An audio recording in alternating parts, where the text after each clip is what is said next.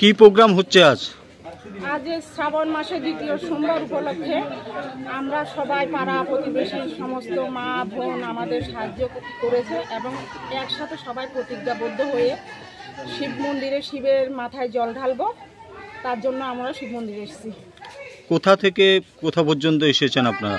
সাবুন দত্তেশ্বরী মন্দির থেকে শুরু করে কালীবাড়ি থেকে জল ভর্তি করে সবাই পায়ে হেঁটে আমরা এই অবধি পৌঁছেছি। কতজন ভক্ত সামিল হয়েছেন অনুমানিক? 50 জন, ন্যূনতম 50 জন। কত কিলোমিটার রাস্তা? 6 কিলোমিটার।